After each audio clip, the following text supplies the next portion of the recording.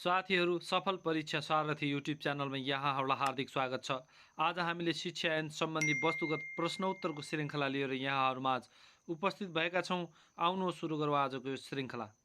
शिक्षा ऐन संक्षिप्त इतिहास। विक्रम सम्वत 1995 चैत्र 28 गते शिक्षाको इस्तिहार निर्माण गर्न खड्ग निशाना सदर भएको थियो। विक्रम सम्वत 1996 माघ 8 गते इस्तिहार जारी भएको थियो। यो नै शिक्षा सम्बन्धी पहिलो कानुन थियो। उक्त इस्तिहारमा 42 दफा थिए। इस्तिहारसँग सम्बन्धित महत्त्वपूर्ण बुँदा। दफा 1 देखि 12 सम्म शिक्षाको तह, पाठ्यक्रम, पाठ्यपुस्तक, पढाइको माध्यम, अध्यापन, समय, विद्यार्थी अनुशासन तथा आचरण, कक्षा शुल्क, गरिब तथा जेहानदार छात्रवृत्ति, परीक्षा पद्धति, डबल प्रमोसन गर्न सकिने व्यवस्था समावेश थिए। दफा 12 मा कक्षा शुल्क महिना भुक्तान हुनु अगावै पेस्कीको रूपमा बुझाउनु पर्ने, नबुझाएमा जरिमाना तिर्नु पर्ने। दफा 25 मा सञ्चालक समितिको गठन, सदस्य सङ्ख्या, सञ्चालक समितिको सेक्रेटरी आदिको उल्लेख गरिएको थियो। दफा 26 मा विद्यालयले राख्नुपर्ने खाता बहीहरू, आम्दानी खर्च विवरण र दफा 41 मा सरकारी सहायता पाउन पुर्याउनु पर्ने सम्पूर्ण विधिहरू र गर्नुपर्ने कारबाही समावेश थिए। यसका साथै स्कुल खडा गर्न पुर्याउनु पर्ने विधिहरू पनि उल्लेख भएको पाइन्छ। दफा 37 र 40 मा शिक्षकहरूको आचरण तथा कुनै किसिमको संस्थाको सदस्य बन्न रोक तथा प्राइभेट ट्युसन सम्बन्धी कुराहरू उल्लेख गरिएको थियो। इस्तिहारले विद्यालय सञ्चालन गर्दा सकेसम्म 2 जनासम्म BA पास भएका र 1 जना मेडिकल डाक्टर राख्न कोसिस गर्नुपर्ने उल्लेख थियो। इस्तिहार जारी भएपछि डाइरेक्टर अफ पब्लिक इन्स्ट्रक्सन बाहेक कसैले पनि स्कुल खोल्न अनुमति दिन सक्दैनथ्यो। त्यसैगरी बिना अनुमति कसैले पनि विद्यालय खोल्न सक्दैनथ्यो। स्वीकृति पाएका विद्यालयले सालबसाली आर्थिक सहायता पाउँथे। शिक्षा विधान नेपाल 2010। विक्रम सम्वत 2010 माघ 16 गते वसन्त पञ्चमीका दिन 72 दफा भएको शिक्षा विधान नेपाल 2010 प्रकाशित भएको थियो। यो विधान 2011 साल वैशाख 1 गतेदेखि लागू हुने उल्लेख थियो। नेपाल राष्ट्रिय शिक्षा योजना आयोगको प्रतिवेदन नेपालमा शिक्षा 2011। प्रजातन्त्रको स्थापनापछि गठन भएको यस आयोगले शिक्षाको सङ्गठन नियम, शिक्षा अर्थव्यवस्था नियम, प्राथमिक पाठशाला नियम, माध्यमिक पाठशाला नियम गरी अलग अलग शिक्षालयको विधान सङ्ग्रह गरी प्रकाशन गर्न सिफारिस गरेको थियो। राजनैतिक अस्थिरताका बावजुद पनि यस आयोगले सिफारिस गरेका केही बुँदाहरू कार्यान्वयन गरिए भने केही कार्यान्वयन हुन सकेनन्। सर्वाङ्गीण राष्ट्रिय शिक्षा समितिको रिपोर्टमा शिक्षा ऐनको मस्यौदा। विक्रम सम्वत 2018 सालमा तत्कालीन शिक्षा मन्त्री विश्वबन्धु थापाको अध्यक्षतामा गठन भएको सर्वाङ्गीण राष्ट्रिय शिक्षा समितिको रिपोर्टमा शिक्षा ऐनको मस्यौदा समेत प्रस्तावित गरिए अनुसार शिक्षा ऐन 2018 तथा शिक्षा नियमावली 2018 तर्जुमा गरी सिफारिस गरिएको थियो। सिफारिसमा 7 वटा दफा भएको ऐन र 36 वटा नियम भएको शिक्षा व्यवहार विधि सिफारिस गरेको थियो। पहिलो शिक्षा ऐन 2019 सालमा लागू गरिएको थियो। सर्वाङ्गीण राष्ट्रिय शिक्षा समितिको प्रतिवेदन शिक्षा ऐनको मस्यौदा सिफारिसमा उल्लेख गरिएको ऐनलाई नै संशोधन गरी पहिलो शिक्षा ऐन कार्यान्वयनमा ल्याइएको थियो। शिक्षा ऐन 2019 लागू भएपछि 1996 सालको शिक्षा सम्बन्धी इस्तिहार र व्यवहार विधिमा उल्लेख गरिएका विषयहरूसँग बाझिने यसभन्दा अघिका सबै ऐन नियम विधान खारेज भएको समेत उल्लेख गरिएको थियो। शिक्षा ऐन 2028। शिक्षा ऐन 2028 पहिलो पटक 2028 भाद्र 24 मा लालमोहर सदर भई प्रकाशनमा आएको हो।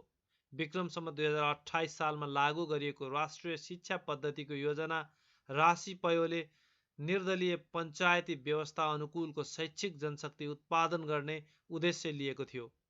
राशि पयोको सिफारिस अनुसार शिक्षा ऐन 2028 तर्जुमा गरी लागू गरिएको थियो। यो ऐन पहिलो पटक 2028 कार्तिक 15 मा चितवन र कास्कीबाट लागू भएको थियो। यो ऐन 2, 13, 16, 20 र 24 जिल्लामा क्रमशः लागू भएको थियो। यसलाई विक्रम सम्वत 2032 असोज 20 सम्म नेपालका सबै जिल्लामा लागू गरिएको थियो। शिक्षा ऐनलाई पञ्चायत कालमा नै विभिन्न पटक संशोधन गरिएको थियो। शिक्षा ऐन 2028 हालसम्म 9 पटक संशोधन भइसकेको छ। मिति 2074 कार्तिक 6 गते 9औं संशोधन गरिएको हो। शिक्षा ऐनमा 21 वटा दफा रहेका छन्। शिक्षा ऐन 2028 को प्रस्तावना राष्ट्रिय विकासको लागि आवश्यक जनशक्ति तयार गर्न, सङ्घीय लोकतान्त्रिक गणतन्त्रात्मक व्यवस्था अनुकूल सर्वसाधारण जनताको सदाचार, शिष्टाचार र नैतिकता कायम राख्न, मुलुकभित्र स्थापना हुने तथा स्थापना भई सञ्चालन भइरहेका विद्यालयको व्यवस्थापनमा सुधार गर्दै गुणस्तर युक्त शिक्षाको विकास गर्न वाञ्छनीय भएकाले श्री 5 महाराजधिराज महेन्द्र वीर विक्रम शाहदेवबाट राष्ट्रिय पञ्चायतको सल्लाह र सहमतिले यो ऐन बनाइबक्सेको भनी उल्लेख गरिएको छ। शिक्षा ऐन 2028 सँग सम्बन्धित प्रश्न उत्तरहरू। दफा 2 सँग सम्बन्धित परिभाषासँग सम्बन्धित प्रश्नहरू निम्नानुसार छन्। 1. 4 वर्ष उमेर पुरा गरेका बालबालिकालाई दिइने 1 वर्षको शिक्षालाई के भनिन्छ? यसको सही उत्तर हो प्रारम्भिक बाल शिक्षा। प्रश्न नम्बर 2. प्राथमिक शिक्षा भन्नाले के बुझ्नुहुन्छ? उत्तर रहेको छ कक्षा 1 देखि कक्षा 5 सम्म दिइने शिक्षा। प्रश्न नम्बर 3. आधारभूत शिक्षा भन्नाले के बुझ्नुहुन्छ? उत्तर रहेको छ प्रारम्भिक बाल शिक्षादेखि कक्षा 8 सम्म दिइने शिक्षा। त्यसैगरी प्रश्न नम्बर 4. माध्यमिक शिक्षा भन्नाले के बुझ्नुहुन्छ? यसको उत्तर रहेको छ कक्षा 9 देखि कक्षा 12 सम्म दिइने शिक्षा। यसैगरी प्रश्न नम्बर 5. विशेष शिक्षा भन्नाले के बुझ्नुहुन्छ? उत्तर रहेको छ दृष्टिविहीन, बहिरा, अटिज्म, बौद्धिक अपाङ्गता, सुस्त श्रवण वा अति अशक्त शारीरिक अपाङ्गता भएका बालबालिकाहरूलाई छुट्टै समूहमा राखी विशेष प्रकार र निश्चित माध्यमबाट दिइने शिक्षा सम्झनुपर्छ। 7 प्रकारका अपाङ्गता भएकालाई दिइने शिक्षा नै विशेष शिक्षा हो। यसैगरी प्रश्न नम्बर 6. समावेशी शिक्षा भन्नाले के बुझिन्छ? उत्तर रहेको छ देखाएको शिक्षा सम्झाउनु पर्दछ। 1. दृष्टिविहीन, न्यून दृष्टियुक्त, बहिरा, सुस्त, श्रवण, अटिज्म, बौद्धिक, शारीरिक वा अन्य अपाङ्गता भएका बालबालिकाहरूलाई नियमित शैक्षिक पद्धतिको अधीनमा रही दिइने शिक्षा। 2. सामाजिक, आर्थिक वा भौगोलिक कारणले पछाडि पारिएका व्यक्तिलाई विभेदरहित वातावरणमा दिइने शिक्षा। प्रश्न नम्बर 7. विद्यालय कति प्रकारका रहेका छन्? यसको उत्तर हो 2 प्रकारका, 1 सामुदायिक र 2 संस्थागत। प्रश्न नम्बर 8. नेपाल सरकारबाट नियमित रूपमा अनुदान पाउने गरी अनुमति वा स्वीकृति प्राप्त विद्यालय कस्तो विद्यालय हो? यसको उत्तर हो सामुदायिक विद्यालय। यसैगरी प्रश्न नम्बर 9. संस्थागत विद्यालय भन्नाले कस्तो विद्यालयलाई बुझिन्छ? उत्तर रहेको छ नेपाल सरकारबाट नियमित रूपमा अनुदान नपाउने गरी अनुमति वा स्वीकृति प्राप्त विद्यालय। विद्यालयको परिभाषा सम्बन्धित प्रश्नहरू निम्नानुसार छन्। प्रश्न नम्बर 10. आधारभूत विद्यालय भन्नाले के बुझ्नुहुन्छ? यसको उत्तर रहेको छ प्रारम्भिक बाल शिक्षादेखि कक्षा 8 सम्म शिक्षा दिने विद्यालय। त्यसैगरी प्रश्न नम्बर 11. विद्यालय शिक्षा भन्नाले के बुझ्नुहुन्छ? यसको सही उत्तर हो आधारभूत र माध्यमिक शिक्षा सम्झनु पर्दछ। त्यसैगरी प्रश्न नम्बर 13. प्राथमिक विद्यालय भन्नाले के बुझ्नुहुन्छ? यसको उत्तर रहेको छ कक्षा 1 देखि कक्षा 5 सम्म शिक्षा दिइने विद्यालय। त्यसैगरी प्रश्न नम्बर 14. माध्यमिक विद्यालय भन्नाले के बुझ्नुहुन्छ? यसको उत्तर रहेको छ प्रारम्भिक बाल शिक्षादेखि कक्षा 12 सम्म वा कक्षा 9 देखि 12 सम्म शिक्षा दिने विद्यालय। प्रश्न नम्बर 15. शिक्षक भन्नाले विद्यालयको अध्यापक र लाई समेत जनाउँदछ। यसको सही उत्तर हो प्रधान अध्यापकलाई समेत जनाउँछ। प्रश्न नम्बर 16. अभिभावक भन्नाले के बुझ्नुहुन्छ?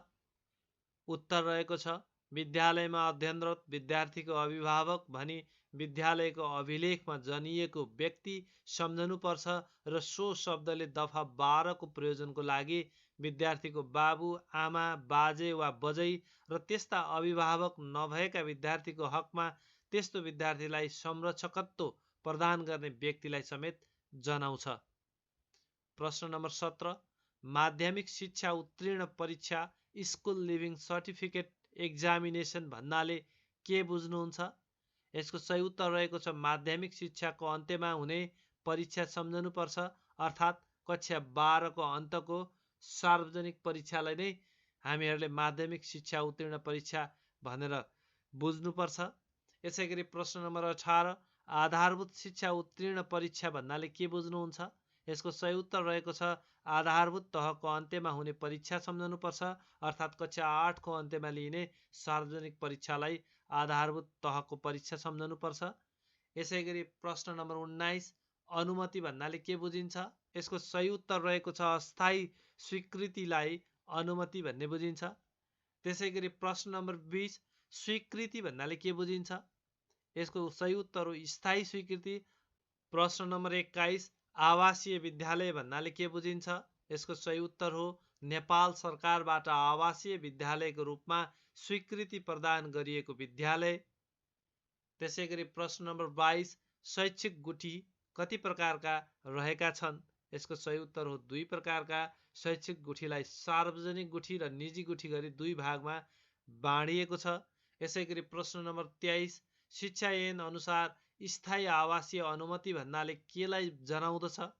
उत्तर रहेको छ विदेशी मुलुकले कुनै शर्त तोकी वा सो मुलुकमा स्थायी रूपले बसोबास गर्न पाउने गरी नेपाली नागरिकलाई उपलब्ध गराएको डाइभर्सिटी इमिग्रेन्ट भिसा डिभी, पर्मानेन्ट रेजिडेन्स भिसा पिआर वा ग्रिन कार्ड सम्झनु पर्दछ र सो शब्दले नेपाली नागरिकलाई विदेशमा स्थायी रूपमा बसोबास गर्न दिइएको जुनसुकै नामको स्थायी आवासीय अनुमतिलाई समेत जनाउँदछ। यसैगरी प्रश्न नम्बर 24 नेपाली नागरिकले शैक्षिक गुठी अन्तर्गत विद्यालय खोल्न चाहेमा कहाँ निवेदन दिनुपर्दछ? यसको सही उत्तर हो तोकिएको विवरण खुलाई आधारभूत विद्यालयको लागि सम्बन्धित गाउँ शिक्षा समिति वा नगर शिक्षा समिति र माध्यमिक विद्यालयको लागि सम्बन्धित जिल्ला शिक्षा समितिको सिफारिस सहित तोकिएको अधिकारी समक्ष अनुमतिको लागि निवेदन दिनुपर्नेछ। यसैगरी प्रश्न नम्बर 25 प्रारम्भिक बाल शिक्षा खोल्ने अनुमति वा स्वीकृति कसले दिन्छ? यसको सही उत्तर हो सम्बन्धित पालिकाले दिन्छ। प्रश्न नम्बर 26 कस्तो विद्यालयलाई गुठीका रूपमा सञ्चालन गर्न पाउने गरी स्वीकृति वा अनुमति दिइने छैन? यसको सही उत्तर हो सरकारी वा सार्वजनिक भवनमा सञ्चालित विद्यालय, सरकारी वा सार्वजनिक जमिनमा भवन बनाई सञ्चालनमा रहेको विद्यालय। यसैगरी प्रश्न नम्बर 27 शैक्षिक गुठी कति प्रकारका छन्? यसको सही उत्तर हो 2 प्रकारका छन्, पहिलो सार्वजनिक गुठी र दोस्रो निजी गुठी। यसैगरी प्रश्न नम्बर 28 शैक्षिक गुठीमा कम्तीमा कतिजना सदस्य रहन्छन्?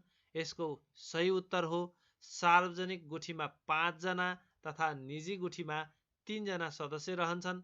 प्रश्न नम्बर 29 विदेशी शिक्षण संस्थासँग सम्बन्धन गरी विद्यालय खोलेको विद्यालयको स्वीकृति कसले दिन्छ? यसको सही उत्तर हो मन्त्रालय। प्रश्न नम्बर 30 कूटनैतिक नियोगको सिफारिसमा खुलेको विद्यालयले शर्त बमोजिम सञ्चालन नगरेमा कसले बन्द गर्न सक्छ?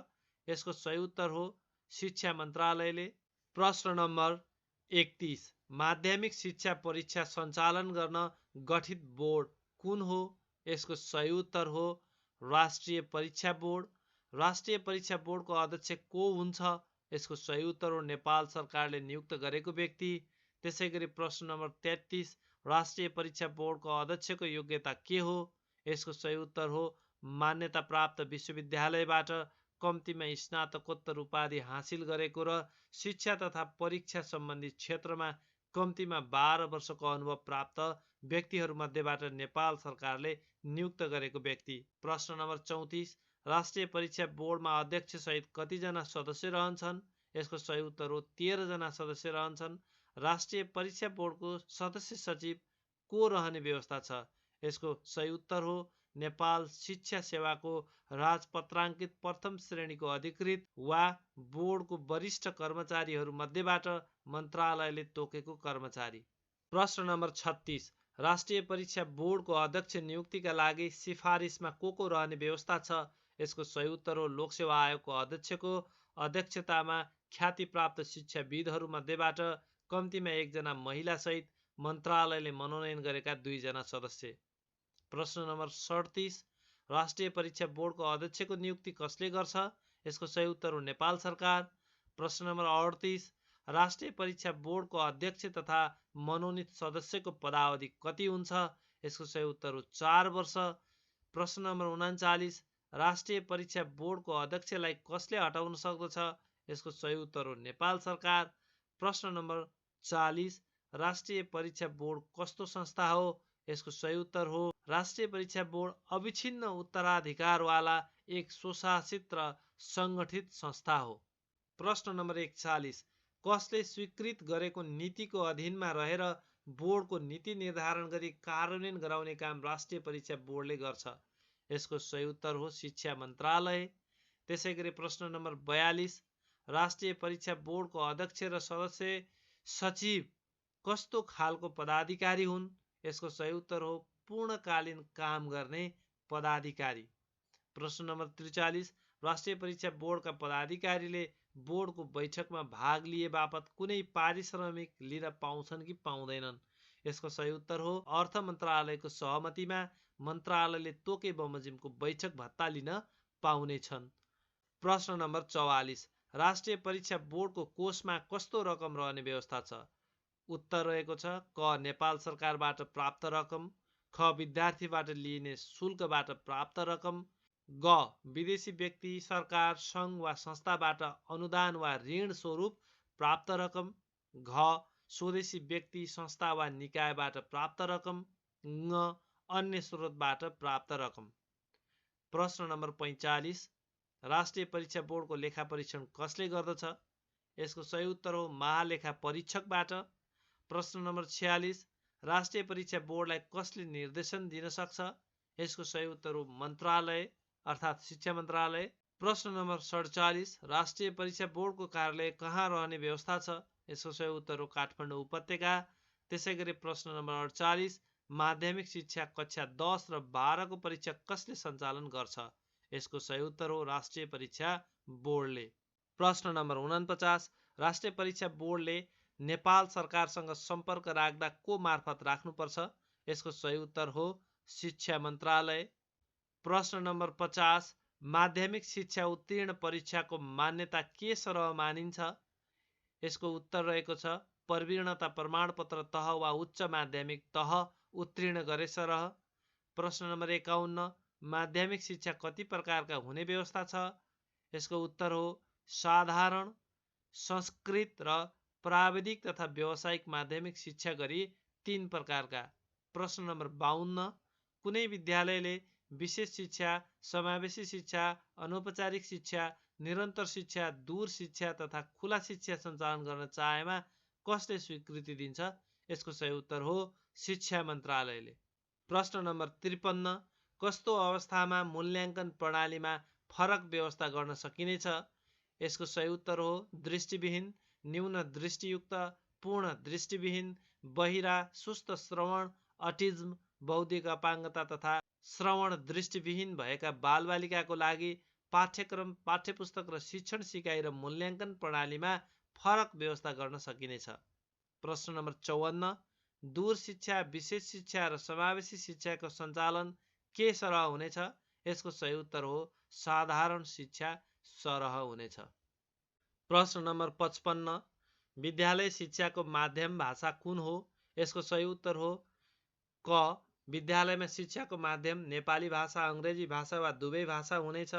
ख प्राथमिक शिक्षा मातृभाषामा दिन सकिनेछ। ग गैर नेपाली नागरिकले नेपालको विद्यालयमा अध्ययन गर्दा अनिवार्य विषयको सट्टा अन्य कुनै भाषाको विषय अध्ययन गर्न सकिनेछ। घ भाषा विषयमा अध्ययन गराउँदा शिक्षाको माध्यम सोही भाषा हुन सक्नेछ। ङ अनिवार्य अङ्ग्रेजी विषय अध्ययन गराउँदा अङ्ग्रेजी भाषामा नै गराउनु पर्नेछ। प्रश्न नम्बर 56 शिक्षा सम्बन्धी नीति निर्धारण गर्ने सम्बन्धमा नेपाल सरकारलाई सल्लाह तथा सुझाव दिने काम समेतको लागि कस्तो व्यवस्था गरिएको छ? यसको सही उत्तर हो शिक्षा मन्त्री वा राज्य मन्त्रीका अध्यक्षतामा 23 सदस्यीय राष्ट्रिय शिक्षा परिषदको गठन गरिने व्यवस्था छ। प्रश्न नम्बर 57 राष्ट्रिय शिक्षा परिषदको सदस्य सचिव को रहने व्यवस्था छ? यसको सही उत्तर हो शिक्षा मन्त्रालयको योजना महाशाखाको सहसचिव। प्रश्न नम्बर 58 राष्ट्रिय शिक्षा परिषदका मनोनित सदस्यको पदावधि कति वर्षको हुन्छ? यसको सही उत्तर हो 3 वर्षको हुन्छ। प्रश्न नम्बर 59 राष्ट्रिय शिक्षा परिषदको सचिवालय कहाँ रहन्छ? यसको सही उत्तर हो मन्त्रालयमा रहन्छ। प्रश्न नम्बर 60 विद्यालय शिक्षाको गुणस्तर परीक्षण गर्ने काम कसले गर्छ? यसको सही उत्तर हो शैक्षिक गुणस्तर परीक्षण केन्द्रले गर्छ।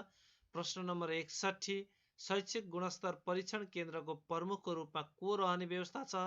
यसको सही उत्तर हो प्रमुख शिक्षा परीक्षक। प्रश्न नम्बर 62 शैक्षिक गुणस्तर परीक्षण केन्द्रको प्रमुखको नियुक्ति कसले गर्छ? यसको उत्तर हो नेपाल सरकार।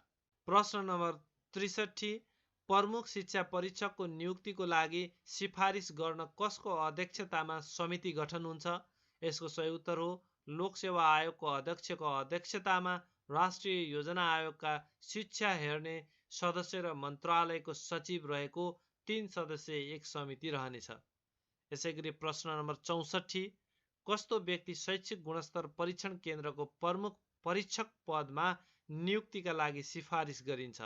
यसको सही उत्तर हो नेपाल शिक्षा सेवाको कम्तीमा पनि राजपत्राङ्कित प्रथम श्रेणीको पदमा काम गरेका व्यक्तिहरूमध्येबाट नियुक्तिको लागि नाम सिफारिस गर्नेछ। प्रश्न नम्बर 65 विद्यालय शिक्षाको पाठ्यक्रम कसले स्वीकृत गर्दछ? यसको सही उत्तर हो नेपाल सरकार। प्रश्न नम्बर 66 शिक्षा ऐन अनुसारको शिक्षा विभागले गर्ने कार्य हाल कसले गर्छ? यसको सही उत्तर हो शिक्षा तथा मानव स्रोत विकास केन्द्र। प्रश्न नम्बर 67 शिक्षा तथा मानव स्रोत विकास केन्द्रको प्रमुख को रहने व्यवस्था छ? यसको सही उत्तर हो महानिर्देशक। त्यसैगरी प्रश्न नम्बर 68 विगतमा रहेको क्षेत्रीय शिक्षा निर्देशनालयको काम हाल कसले गर्दछ? यसको सही उत्तर हो शिक्षा विकास निर्देशनालय। प्रश्न नम्बर 69 विगतमा रहेको जिल्ला शिक्षा कार्यालयको हालको नाम के हो? यसको सही उत्तर हो शिक्षा विकास तथा समन्वय इकाइ। प्रश्न नम्बर 70 शिक्षा विकास तथा समन्वय इकाइको प्रमुखलाई के भनिन्छ? यसको सही उत्तर हो एकाइ प्रमुख। प्रश्न नम्बर 71 जिल्ला शिक्षा समितिको गठन के कामका लागि गरिएको हो? यसको सही उत्तर हो जिल्लाभित्रका विद्यालयको रेखदेख र व्यवस्थापन गर्ने काम समेतको लागि। प्रश्न नम्बर 72 जिल्ला शिक्षा समितिको अध्यक्ष को रहने व्यवस्था छ? यसको सही उत्तर हो जिल्ला समन्वय समितिको प्रमुख। प्रश्न नम्बर 73 जिल्ला शिक्षा समितिमा अध्यक्ष सहित कतिजना सदस्य रहन्छन्? यसको सही उत्तर हो 9 जना। प्रश्न नम्बर 74 जिल्ला शिक्षा समितिमा अभिभावकहरू मध्येबाट कतिजना मनोनित हुन्छन्? यसको सही उत्तर हो 1 जना महिला सहित 3 जना।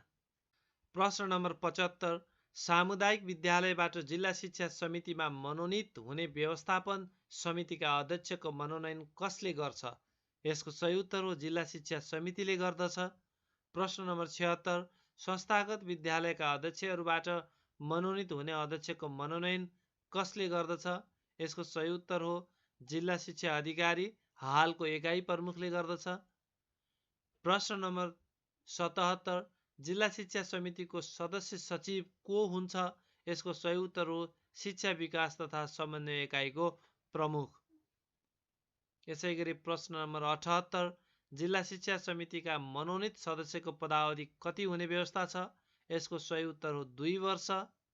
यसैगरी प्रश्न नम्बर 79 जिल्ला शिक्षा समितिको विघटन कसले गर्दछ? यसको सही उत्तर हो नेपाल सरकारले गर्न सक्नेछ। यसैगरी प्रश्न नम्बर 80 शिक्षा ऐन अनुसार शिक्षक सेवा आयोगको गठन किन हुन्छ? यसको सही उत्तर हो क सामुदायिक विद्यालयमा नेपाल सरकारबाट स्वीकृत दरबन्दी अनुसार रिक्त शिक्षक पदको नियुक्तिका लागि सिफारिस गर्न र ख शिक्षक बढुवाको लागि सिफारिस गर्न। प्रश्न नम्बर 81 शिक्षक सेवा आयोगमा कतिजना पदाधिकारी रहन्छन्? यसको सही उत्तर हो 1 जना महिला सहित जम्मा 3 जना। प्रश्न नम्बर 82 शिक्षक सेवा आयोगका पदाधिकारीहरूको नियुक्ति सिफारिस समिति को रहन्छ? यसको सही उत्तर हो लोकसेवा आयोगको अध्यक्षको अध्यक्षतामा त्रिभुवन विश्वविद्यालयको उपकुलपति र मन्त्रालयको सचिव सदस्य रहेको एक 3 सदस्यीय समिति रहन्छ। यसैगरी प्रश्न नम्बर 83 आयोगका पदाधिकारीहरूको नियुक्ति कसले गर्दछ? यसको सही उत्तर हो समितिले सिफारिस गरेको व्यक्तिलाई नेपाल सरकारले नियुक्त गर्नेछ। प्रश्न नम्बर 84 शिक्षक सेवा आयोगका पदाधिकारीहरू कति वर्षसम्मका लागि नियुक्त हुन्छन्? यसको सही उत्तर हो 5 वर्ष। यसैगरी प्रश्न नम्बर 85 आयोगको सचिवमा कसले काम गर्छ? यसको सही उत्तर हो आयोगको वरिष्ठ कर्मचारीले। यसैगरी प्रश्न नम्बर 86 शिक्षक सेवा आयोगमा सदस्य हुनका लागि कस्तो योग्यता चाहिन्छ?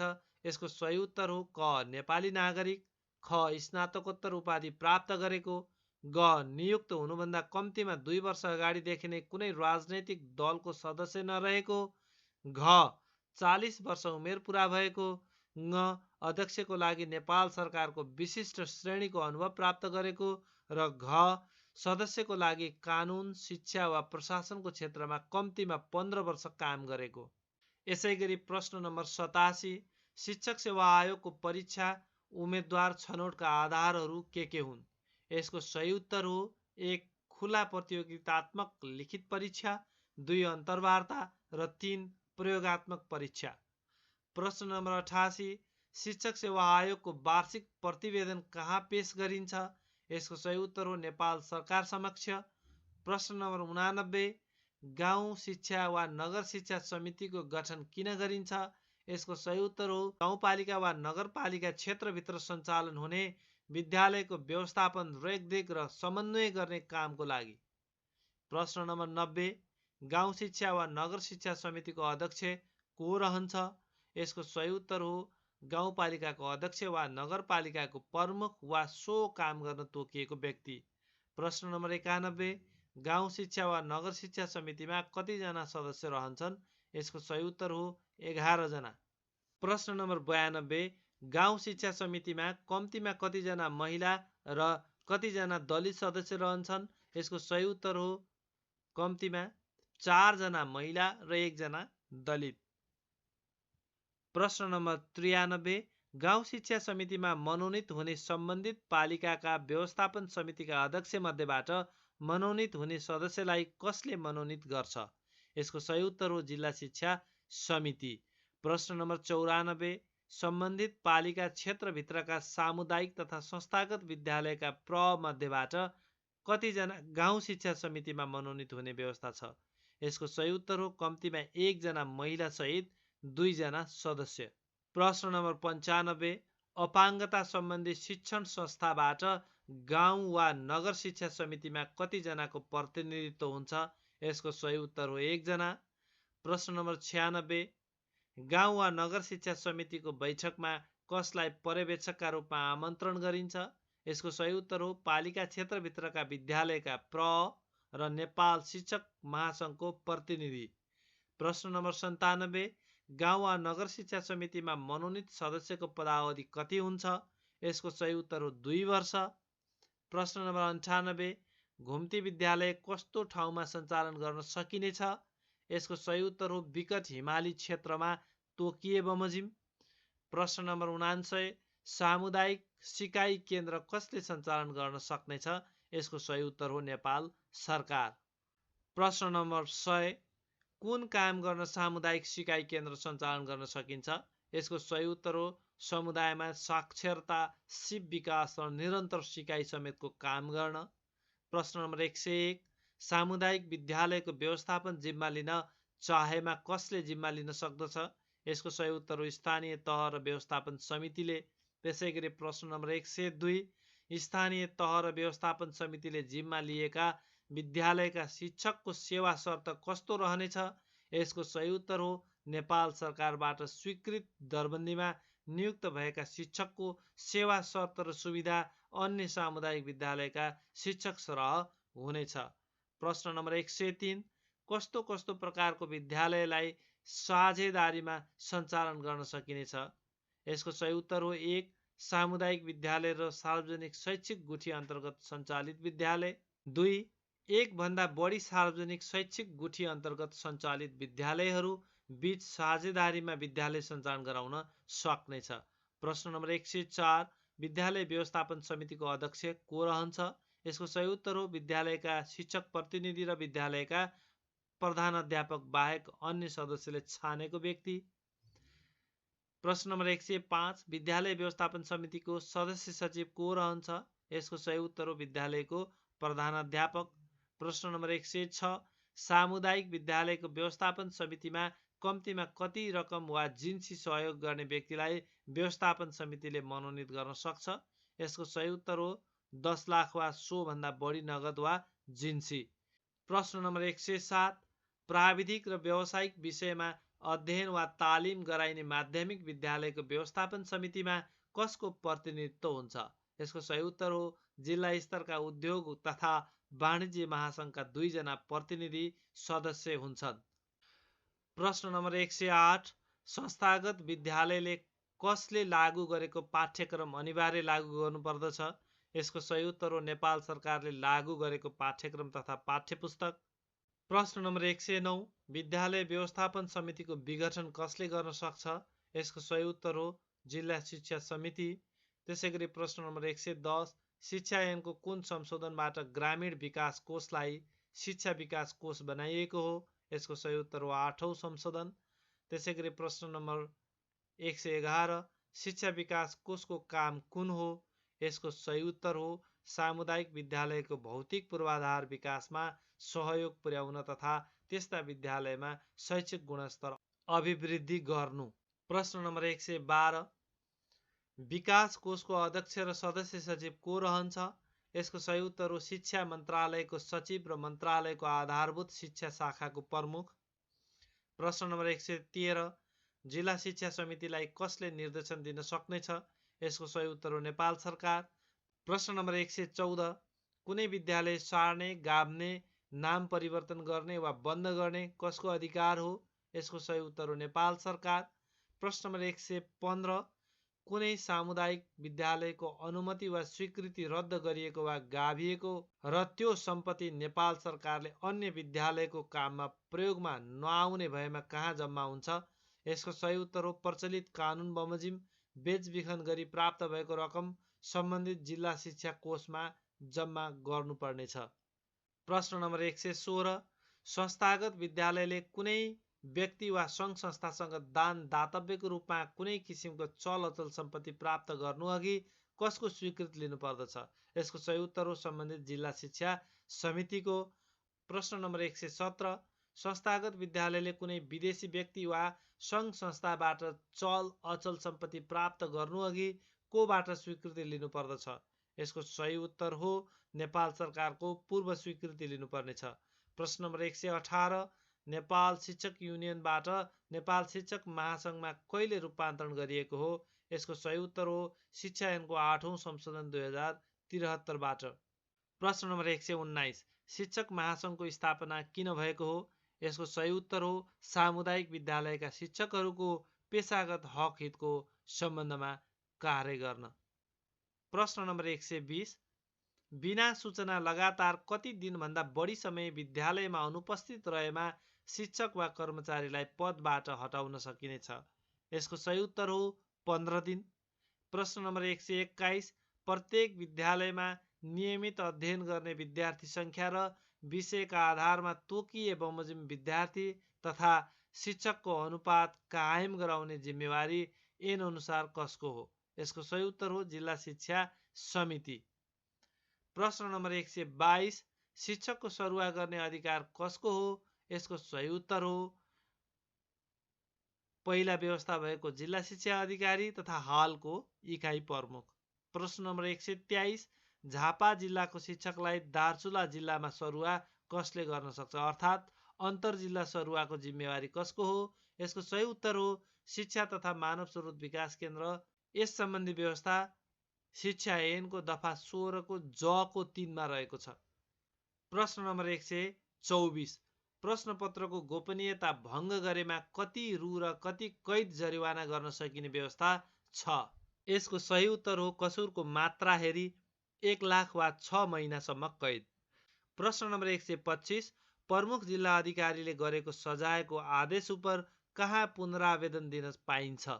यसको सही उत्तर हो जिल्ला अदालत।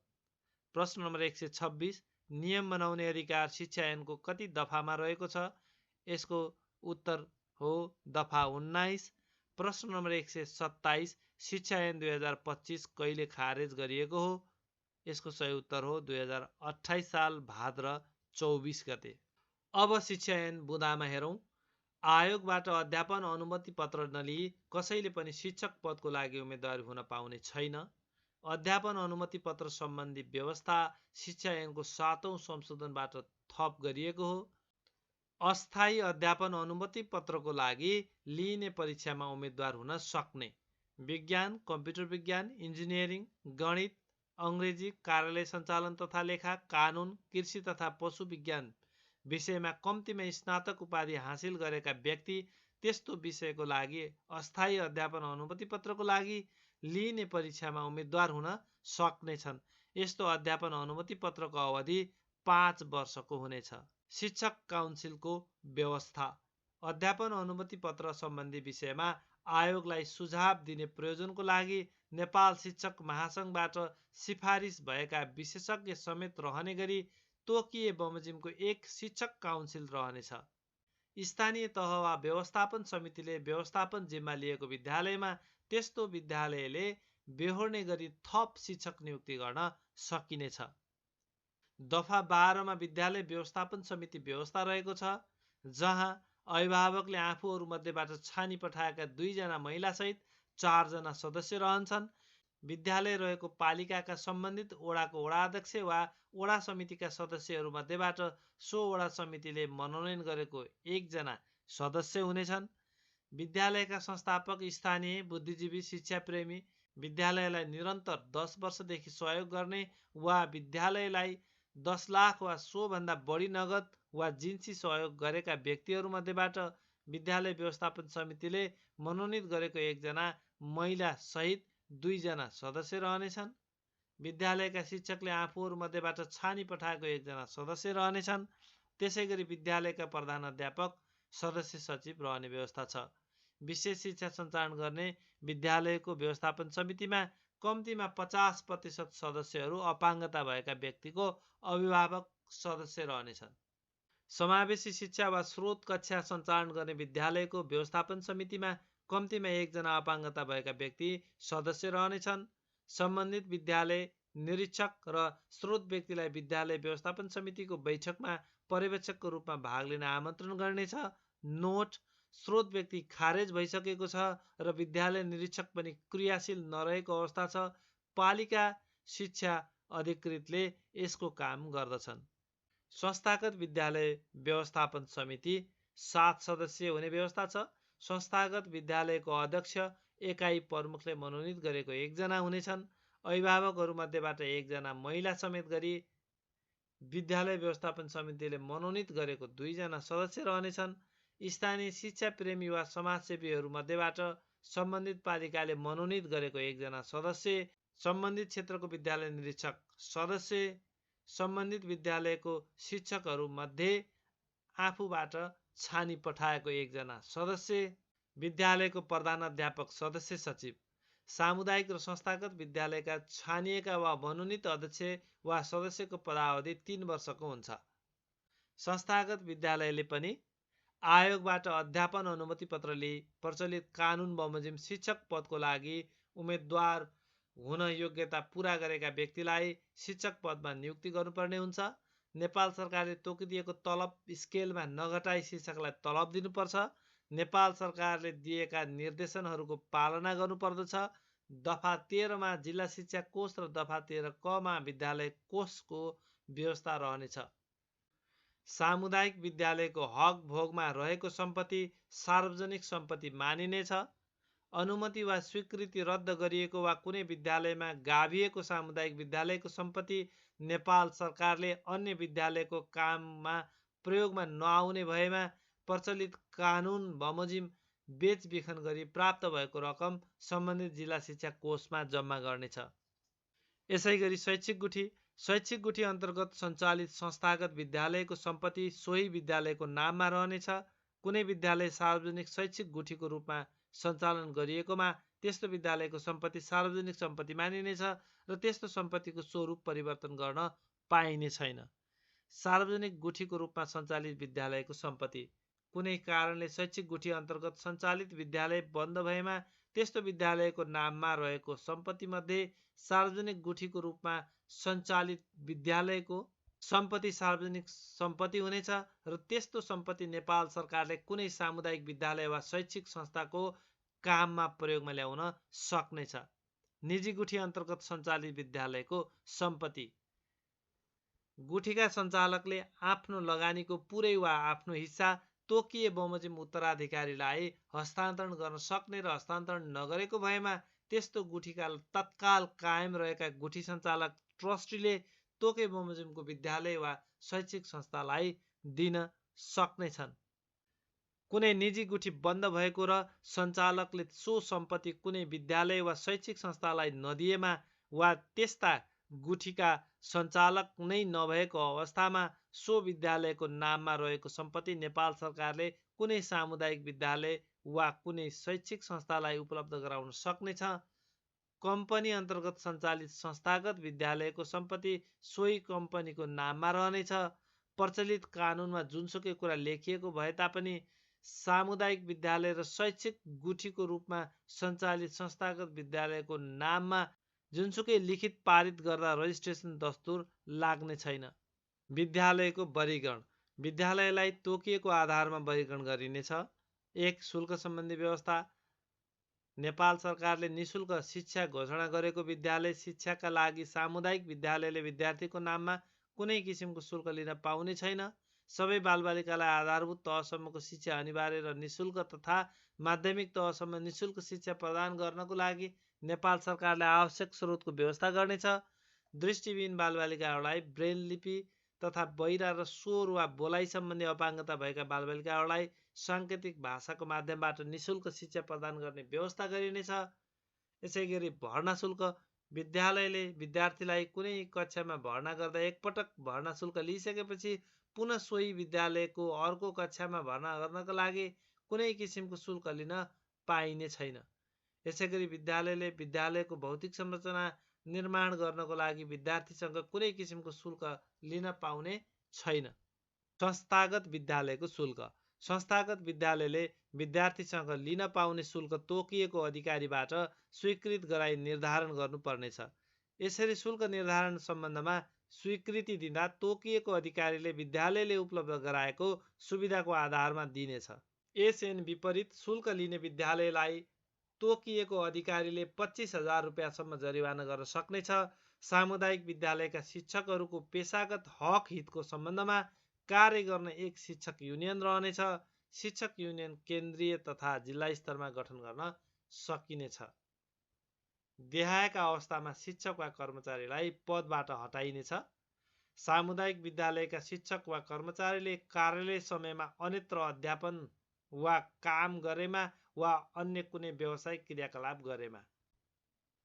संस्थागत विद्यालयले छात्रवृत्ति उपलब्ध गराउनुपर्ने संस्थागत विद्यालयले विद्यालयमा भर्ना भएका कुल विद्यार्थी सङ्ख्याको कम्तीमा 10% नघट्ने गरी तोकिए बमोजिम विपन्न अपाङ्गता महिला दलित वा जनजाति विद्यार्थीलाई निशुल्क छात्रवृत्ति उपलब्ध गराउनुपर्नेछ। छात्रवृत्तिको लागि विद्यार्थी छनौट गर्न प्रत्येक विद्यालयमा विद्यालयको प्रधानाध्यापक, जिल्ला शिक्षा कार्यालयको प्रतिनिधि र विद्यालय व्यवस्थापन समितिमा रहेको अभिभावकको प्रतिनिधित्व रहेको एक छात्रवृत्ति छनौट समिति रहनेछ। नियमानुसार विधा स्वीकृति गराई बसेको अवस्थामा बाहेक विद्यालयमा अनुपस्थित रहेको शिक्षकले अनुपस्थित अवधिको तलब भत्ता पाउने छैन र त्यो अवधि निजको सेवामा गर्न हुने छैन। बालबालिकालाई निष्कासन गर्न, शारीरिक वा मानसिक दुर्व्यवहार गर्न नहुने कुनै पनि बालबालिकालाई विद्यालयबाट निष्कासन गर्न पाइने छैन। विद्यालयमा अध्ययनरत बालबालिकालाई शारीरिक वा मानसिक यातना दिन वा दुर्व्यवहार गर्न पाइने छैन। अनुमति नलिई शैक्षिक परामर्श सेवा विदेशी शैक्षिक कार्यक्रममा शिक्षण कोर्स सञ्चालन गर्न नहुने। कसैले पनि यस ऐन बमोजिम अनुमति नलिई शैक्षिक परामर्श सेवा, ब्रिज कोर्स, भाषा शिक्षण कक्षा वा पूर्व तयारी कक्षा वा विदेशी मुलुकमा सञ्चालित कुनै शैक्षिक कार्यक्रम सञ्चालन गर्न पाउने छैन। कसैले नेपालमा सञ्चालित कुनै शैक्षिक कार्यक्रम विदेशी मुलुकमा सञ्चालन गर्न चाहेमा विदेशी स्थित नेपाल कूटनीतिक नियोगको सिफारिससहित मन्त्रालय समक्ष निवेदन दिएमा मन्त्रालयले सो सम्बन्धमा आवश्यक जाँचबुझ गरी निवेदकलाई शर्त तोकी त्यस्तै शैक्षिक कार्यक्रम सञ्चालन गर्न अनुमति दिन सक्नेछ। संस्थागत विद्यालयले प्रत्येक वर्ष तोकिए बमोजिमका विवरण सहितको प्रगति विवरण सम्बन्धित जिल्ला शिक्षा कार्यालयमा बुझाउनु पर्नेछ। साथीहरू, यहाँहरूलाई आजको यो श्रृङ्खला कस्तो लाग्यो कमेन्ट बक्समा आफ्नो प्रतिक्रिया अवश्य जनाउनुहोला। साथै यस च्यानललाई सब्सक्राइब गर्नुभएको छैन भने च्यानललाई सब्सक्राइब गरी बेल नोटिफिकेसन पनि अन गर्नुहोला। आजका लागि यति नै। पुनः अर्को श्रृङ्खलामा भेटघाट हुने नै छ। तबसम्मका लागि बिदा दिनुहोस्। नमस्कार।